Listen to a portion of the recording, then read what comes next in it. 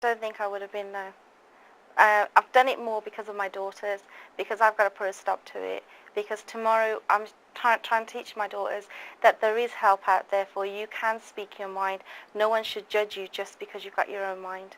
That's why I've set it up. What's the main lesson that somebody can take from this program? What are the key points that women or men watching this program can walk away with? Don't suffer in silence. Yep. It's not easy. I wouldn't say to any woman, or any man for that matter, that it's easy. Be prepared and speak out, and do eventually take action. Yeah, I Don't totally tolerate agree with it, it. Yeah. And don't let the society judge you. And we're not saying to the Asian community we're going to make your daughters run away. Yeah. Because that's not the intention. Well, if a daughter felt that she could speak to her parents, or a son felt that he can communicate with his parents honestly, there would be no need to run away. Exactly. Yeah. So I guess it's having that open dialogue between parent and child.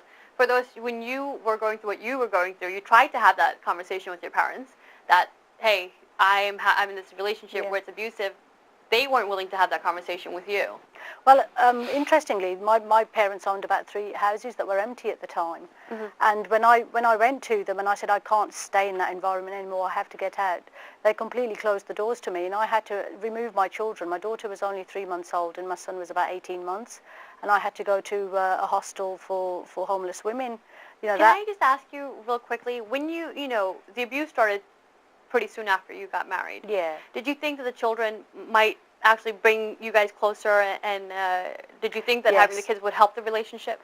Well, that's what my father would often say to me. He's going to change. Once he's got children, he's going to have responsibility, and that will bring you together. When I had my son, by the time my son was about 6 months old, I knew that this was it. This wasn't going to work. So I quickly got pregnant with my daughter. In the interest of my son, hoping that my son wouldn't have to go through life on his own. So she's a kind of a guardian angel, really. Would you consider, I don't know if you remarried after that situation? No, I didn't. No, and I divorced my husband only last year, actually. I was separated for almost 15 years. Wow. Yeah. Why so long to get a divorce then? Well, I needed time. I was so traumatized by everything, not just the violence that I suffered from him, but the attitude of the community, the attitude of my family, and then having 2 children to bring up on my own. And then I needed to educate myself. I realized that I had no education, I had no money, I had no prospects really. And I thought, well, what kind of a role model am I going to be to my children? Sure. So then I put myself through university, and then I had... Would you now consider remarrying? Yeah, I think I have more faith in men now. My faith in men was destroyed. I was frightened of men for a long time, and the fact that I didn't get help from most of my brothers, I didn't get help from my father. All the male figures around me were not supportive. If anything, they were quite oppressive.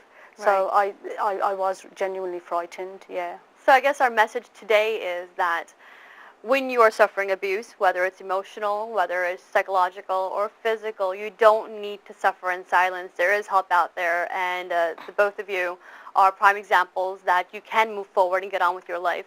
I hope this show has been insightful for you, and I hope you've taken some of what we said on board. You've been watching Broken Silence. I'm Sanyya Gardez. I'll be back next week, same time, same place.